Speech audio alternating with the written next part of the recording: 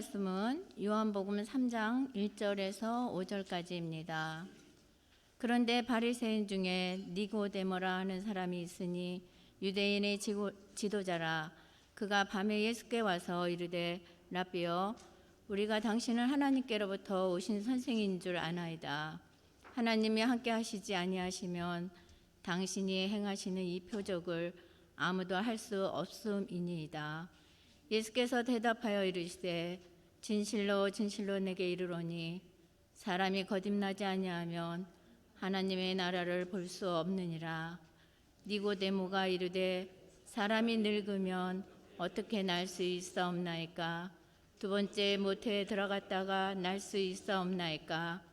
예수께서 대답하시되 진실로 진실로 내게 이르노니 사람이 물과 성령으로 나지 아니하면 하나님의 나라가 들어갈 수 없느니라. 하나님 말씀입니다.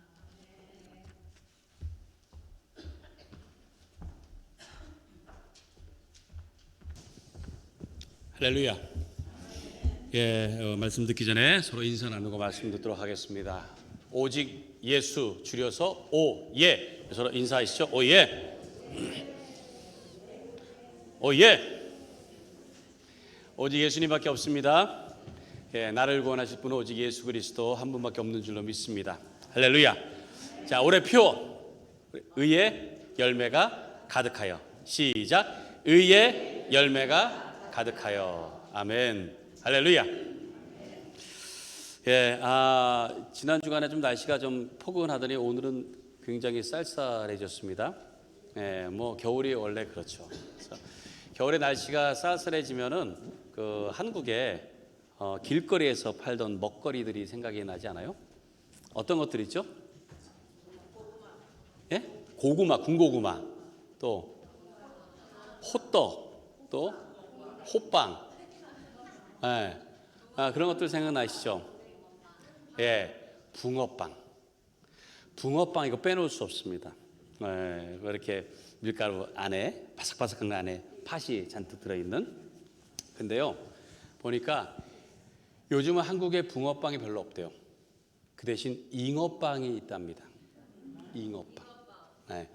붕어빵이나 잉어빵이나 뭐 그게 그거 아니냐, 저도 그런 줄 알았어요. 그런 줄 알았는데 찾아보니까 잉어빵과 붕어빵은 완전히 다른 겁니다. 뭐가 다른 줄 아세요? 붕어빵하고 잉어빵? 뭐가 다를 것 같아요? 사이즈? 그렇죠. 좀 이렇게 잉어빵이 더 클 것 같죠. 그렇죠? 또 뭐가 다를 것 같아요? 입모양, 그렇죠. 입모양이 뭐 이렇게 붕어빵은 좀 이렇게 생기고 잉어빵 이렇게 생겼나요? 보면 조금 다르긴 해요. 모양이 조금 달라요. 또 붕어빵 그런 것보다는 잉어라는 말이 좀 더 고급스러워 보이잖아요. 그래서 잉어빵으로 했나? 저도 그렇게 생각을 했는데, 붕어빵과 잉어빵의 가장 큰 차이점이 뭐냐? 반죽이랍니다. 반죽이 붕어빵은요 좀 이렇게 푸석푸석하고요, 잉어빵은 굉장히 이렇게 쫀득쫀득하고 이게 찰지돼요. 잉어빵이. 그래서 잉어빵은 꼬리 있잖아요. 꼬리. 머리부터 꼬리까지 팥을 다 넣을 수가 있답니다. 붕어빵은 그렇지 않아요. 배만 들어가는데, 그래서 팥이 그냥 머리부터 이 꼬리까지 다 있으니까 사람들이 얼마나 좋아해요. 팥이 풍성하니까. 그래서 잉어빵을 더 찾는답니다. 그래서 붕어빵은 점점 없어지고 한국 가면은 잉어빵들이 더 많아지는 그런 추세라고 그래요. 세상은 이렇게 변화를 시도합니다. 왜 변화를 시도할까요? 왜? 좀 더 나아지기 위해서 그래요. 이게 더 좋은 것 같으니까. 좀 더 나아지려고. 또 새로워지기 위해서 세상은 자꾸만 변합니다. 삶의 가치를 부여하고 조금이라도 더 나아진 인생을 살려고 하는 것은 인간의 기본적인 바람이에요. 누구나 다 내 삶이 어제보다는 오늘이 조금 더 나아지고, 그리고 내일은 더 나아지겠지라는 기대를 가지고 살려고 합니다. 그런데 우리의 일상생활에서의 변화뿐이 아니라 우리의 신앙에 있어서도 우리는 변화가 반드시 필요해요. 변하는 게.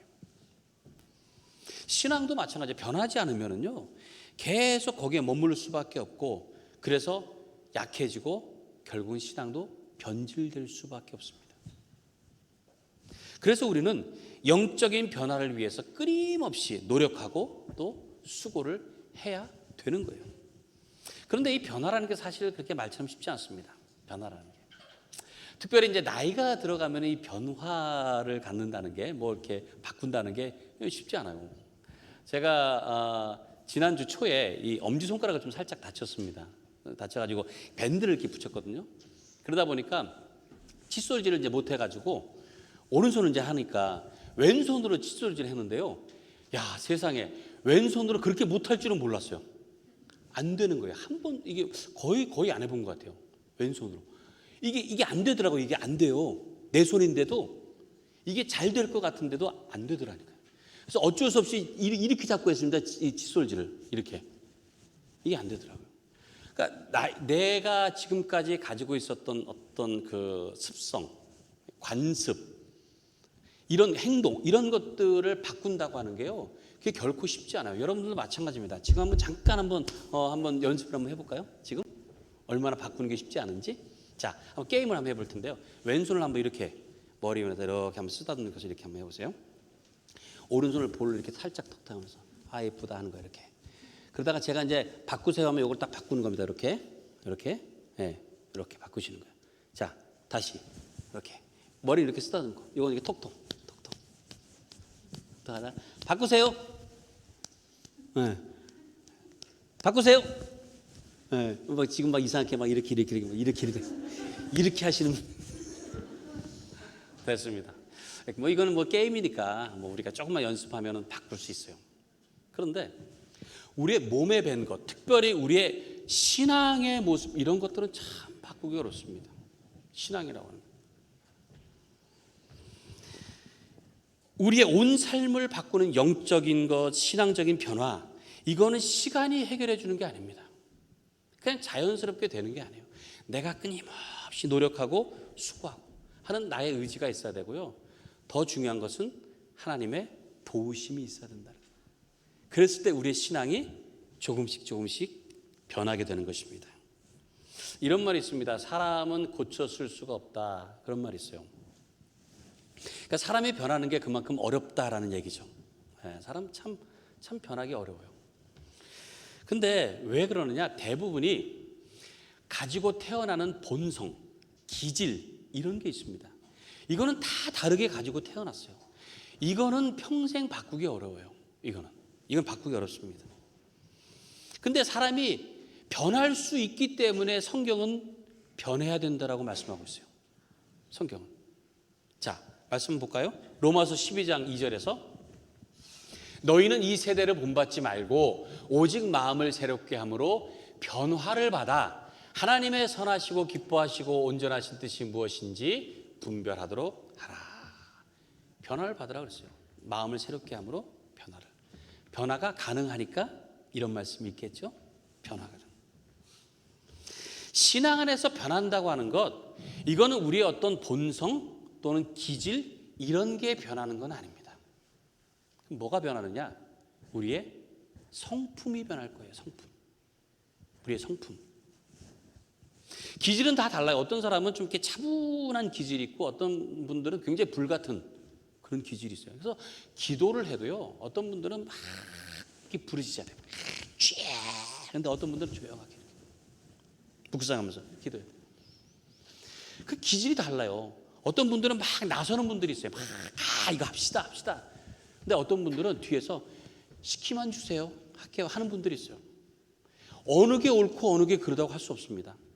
다 달라요. 그런데 그런 기질들을 통해서 성품이 아름답게 변하는 것, 이것이 신앙 안에서 우리의 변화된 모습이 되어야 될 줄로 믿습니다. 우리의 성품이 변해야 돼요. 오늘 본문에 이렇게 아름다운 변화의 모습을 보여주는 사람이 나옵니다. 니고데모예요. 니고데모. 보니까 바리새인이라고 했습니다. 그리고 유대인의 지도자라고 설명하고 있어요. 그 유대인의 지도자라고 하는 말이 성경 주석에 보니까 사내들인 공회원이라고 이렇게 되어 있습니다. 이 니고데모라고 하는 말 자체가 사실은 민족의 지도자라는 그런 뜻을 갖고 있대요. 그러니까 그 아버지가 이름을 지으면서 너는 민족의 지도자가 되라라는 아마 그런 마음을 가지고 이름을 지은 것 같아요. 그래서 니고데모라고 하는 이름을 갖게 되었습니다. 그래서 늘 아마 지도자가 되고자 하는 그런 마음을 갖고 있었겠죠. 그리고 됐어요. 그 지도자. 이 사내들인 공회원이라고 하는 게 뭐냐면 당시의 유대의 최고 의결 기관입니다. 72명으로 구성이 돼가지고 모든 종교적인 것뿐만이 아니라 사회 전반적인 모든 것들을 그 판단하고 또 집행하는 그런 기관이 사내들인 공회입니다. 근데 거기에 들어간 사람이라면 뭐 당연히 성공한 사람이겠죠. 이 니고데모가 이름처럼 성공했어요. 민족의 지도자가 되었습니다. 근데 그렇게 성공한 위치에 있었지만은 이 사람이 많은 고민을 갖고 있었던 것 같아요. 아마 그 높은 자리에 있어도 마음에 허전함이 있지 않았는가 싶어요. 그래서 예수님을 찾아오게 됩니다. 오늘 본문에 보니까 마치 자기의 고민거리를 상담하려고 온 것 같아요. 근데 언제 왔느냐? 본문 한번 보겠습니다. 본문. 자, 2절 보니까 그가 밤에 예수께 와서 이르되 랍비여 우리가 당신은 하나님께로부터 오신 선생인 줄을 아나이다. 하나님이 함께 하시지 아니하면 당신이 행하시는 이 표적을 아무도 할 수 없음이니이다. 언제 왔다 그랬어요? 밤에 왔다 그랬습니다. 밤에. 예수님을 찾아왔는데 밤에 찾아왔어요. 왜 낮에 오지 않고 밤에 왔을까요? 왜? 다른 사람들의 시선을 피하기. 자기의 위치가 있고, 말 그대로 조금 좀 창피한 것이 있으니까 그래서 그냥 조용히 몰래 그렇게 찾아온 거예요. 어찌 보면 이 사람의 기질, 성격 그런 것들을 알 수 있는 그런 부분입니다. 예수님을 밤에 조용히 찾아왔어요. 근데 이 밤이라고 하는 것이 주는 상징이 많이 있습니다. 성경에. 굳이 밤에라고 표현한 이유가 있어요. 어둠이라고 하는 것, 밤이라고 하는 이것은 결코 좋은 의미가 아닙니다. 그게 어떤 그 심리적인 그런 상태, 상징적인 거예요. 성경에 보면은 가룟 유다도 예수님을 팔 생각을 하고 나선 것이 밤이라고 분명히 기록되어 있어요. 밤이었더라. 베드로가 예수님 부인한 것도 어두운 밤이에요. 어둠에 있으면은 어둠의 일을 생각할 수밖에 없다는 거예요. 어둠에 있으면. 그래서 성경이 이렇게 얘기합니다. 볼까요? 우리 같이 한번 읽어볼까요? 데살로니가전서 5장 5절 말씀 시작. 너희는 다 빛의 아들이요 낮의 아들이라. 우리가 밤이나 어둠에 속하지 아니하나니. 자, 에베소서 5장 8절 시작. 너희가 전에는 어둠이더니 이제는 주 안에서 빛이라. 빛의 자녀들처럼 행하라.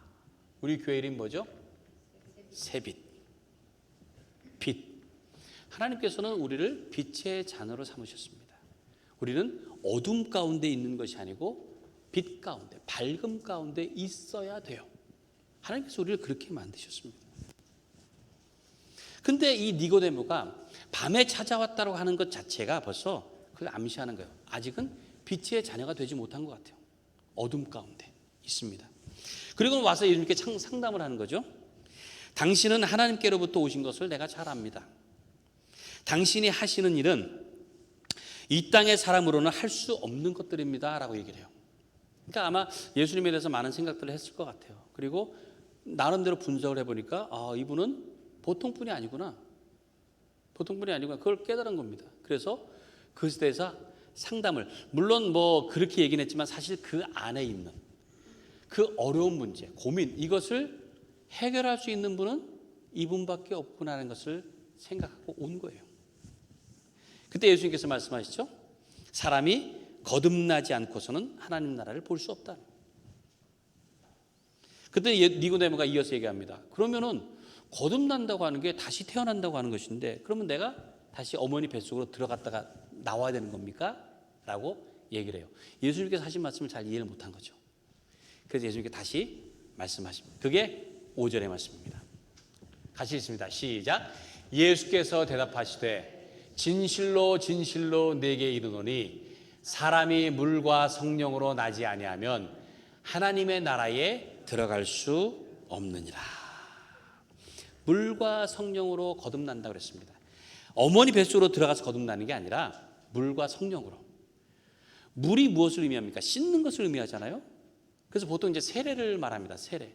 그래서 내가 전에 가지고 있었던 모든 그런 죄된 것, 그것을 물로 씻음 받게 되는 거예요. 그래서 죄가 씻음 받게 되었다는 거예요.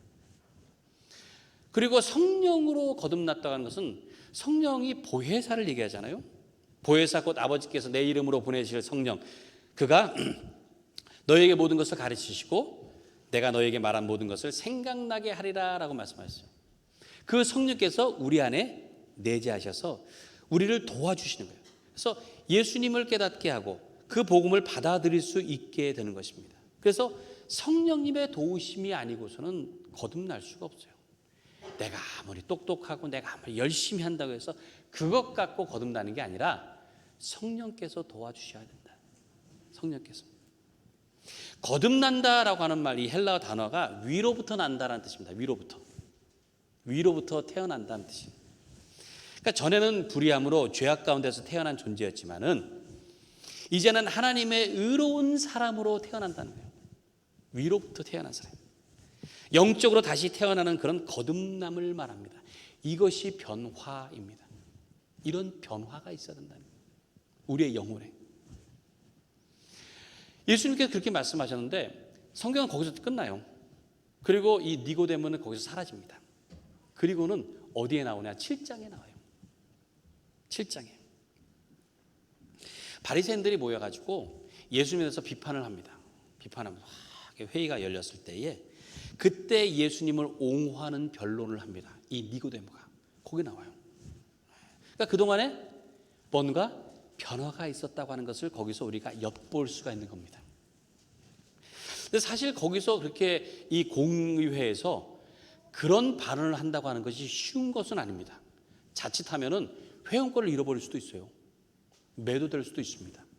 그럼에도 불구하고 그가 예수님을 변호하는 얘기를 했다는 게 7장에 나와요. 그리고 다시 없어집니다. 그리고는 19장에 가서 다시 나와요. 어디에 나오느냐? 예수님께서 십자가에 달리신 후에 장사를 하게 되잖아요. 무덤에 들어갈 때. 그때 니고데모가 예수님의 장례를 위해서 모략과 침향 섞은 것을 가지고 왔다고 얘기를 해요. 예수님의 장례를 위해서 그걸 가지고 왔다. 거기에 딱 나옵니다. 이게 어떻게 됐느냐?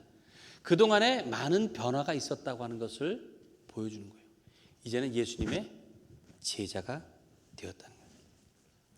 성경은 뭐 자세하게 기록하고 있지 않습니다. 네, 우리가 참 알아보기가 쉽진 않아요. 그런데 그가 예수님을 만난 이후에 조금씩 변하게 되었다는 것을 우리가 거기서 찾아볼 수가 있는 거예요. 그전에는 좋은 환경이었습니다. 그 사내들인 공유에 있는 그 뛰어난 엘리트 그 자리에 있었지만은 나중에 보니까 그것을 포기한 것 같아요. 그리고는 다른 것을 선택했는데 이것이 더 귀한 것이다라고 하는 것. 우리는 알지 않습니까? 남부러울 것 없는 그런 좋은 환경을 다 버리고도 남을 만한 더 좋은 가치를 알게 되었다는 거예요. 그게 변화입니다. 그게 변화예요. 더 가치 있는 삶, 더 값진 인생, 그것을 깨닫는 거예요. 우리가 영적인 변화가 다른 거 뭐 있습니까? 이 땅의 삶에서 내가 이렇게 사는 거지만 난 하나님 나라의 그 귀한 것들을 위해서 내 영이 새로워지고 있다고 하는 거예요. 그걸 깨닫는 겁니다. 이런 변화가 여러분 가운데 있기를 간절히 축원합니다. 누가복음 18장에 보면은 또 다른 공회원이 한 사람이 나와요. 근데 이 사람은 굉장히 부자였습니다. 부자였는데 근데 예수님 만났어요. 그 사람도 아주 율법도 성실히 지키고 아주 참 착실한 사람이었습니다. 근데 그가 영생의 문제를 놓고 주님 앞에 고민했는데 결국은 보니까 근심하며 떠나갔다 그랬어요. 그 다음에 안 나옵니다. 그러니까 그 사람은 변화되지를 못한 거죠. 만약에 그도 변화가 했다면은 오늘 이 니고데모처럼 아주 훌륭한 그런 인물이 되지 않았겠는가라는 생각을 해요. 우리가 변화하는데 어찌 보면 참 어려운 결단이 필요합니다. 결단. 때로는 평생 아끼던 것을 처분해야 될 때가 있고요. 평생 즐기던 일을 포기해야 할 수도 있습니다. 많은 것을 버리고 떠나고 돌이켜야 하는 결단. 이것이 필요하다는 거예요. 하나님께서는 우리가 변화하기를 원하십니다. 그대로 머물러 있는 것이 아니라 거듭나서 새로운 삶을 살기를 원하세요. 다시 말해서 하나님의 의로운 자녀의 모습으로 살기를 원하신다는 말이에요. 니고데모는 우리에게 이런 변화된 모습을 보여주고 있습니다. 처음에는 예수님 말을 잘 이해 못했어요. 거듭난다는 게 뭘까? 아마 그리고 나서 고민을 한 것 같아요. 그리고 그 말씀을 또 묵상하고 고민하고 그리고 나서는 정말 내가 거듭난 삶을 살아야 되겠다. 그리고는 그의 삶이 변화가 된 줄로 믿습니다. 처음에 말씀드린 것처럼 기질은 변하지 않습니다. 우리의 기질. 근데 보니까 이 니고데모가 굉장히 좀 조용하고 또 신중하고 이렇게 잘 나서지 않는 그런 기질 같아요. 그런 기질. 그러니까 그 기질은 그렇게 변하지 않았어요. 보니까 그의 성품 그리고 그 믿음이 완전히 새로워졌다는 것을 우리가 알 수 있잖아요. 남의 눈을 의식해서 밤에 찾아왔었습니다. 그러니까 사람들 많은 사람 앞에 이렇게 나서는 것 그러질 못했는데 나중에 보니까는 그 변론하는 데서는 오히려 나서서 예수님을 변론을 하게 돼요. 그리고 시신을 장사 지내는 그 일에 와서 도울 정도로. 그러니까 성경에 보면 그렇게 드러나는 것들은 없습니다. 그의 기질이 그래요. 막 앞장서 가지고 막 활동하고 그러진 않았어요. 근데 조용조용히 어찌 보면 묵묵히 그의 삶이 변화되고 있다고 하는 것을 보여주고 있잖아요. 변화되고 있다는 거예요. 오늘은 임원 헌신 예배로 드립니다. 아울러 우리 임직식도 있죠. 임원이라고 하는 것 이건 뭐 일꾼이기도 하고 제자이기도 하면서 동시에 지도자입니다. 지도자. 다른 사람들에게 본이 되는 거예요. 지도자라. 그 지도자가 되기 위해서 무엇이 필요하느냐? 오늘 이 니고데모처럼 우리도 변화되어야 되는 거예요. 변화. 니고데모가 그 이름처럼 민족의 지도자가 된 것처럼 우리도 다른 사람들에게 크리스찬으로서 지도자의 삶을 살아갈 수 있어야 되는 거예요. 금방 변한 것은 아니지만은 조금씩 어제보다는 오늘이 조금 변하고 오늘보다는 내일이 조금 변해서 그래서 날마다 그리스도를 닮아가는 삶이 되어야 될 줄로 믿습니다. 이모뿐만이 아닙니다. 우리 모두가 다 마찬가지예요. 날마다 그리스도를 닮아가는 그런 변화된 삶을 살아가야 되는 겁니다. 하나님께서 여러분의 삶을 주관하시고 또 인도하셔서 우리가 주님 앞에 섰을 때에 우리의 모습이 누구를 닮아요? 영광된 하나님의 모습을 닮아서 마치 거울을 보는 것처럼 그런 모습을 가지고 귀한 삶이 될 수 있도록 하나님도 기뻐하시고 우리 안에도 기쁨이 충만한 그런 삶이 되시기를 주님의 이름으로 간절히 축원합니다. 우리 이 시간에 함께 우리 찬양하고 기도하도록 하겠습니다.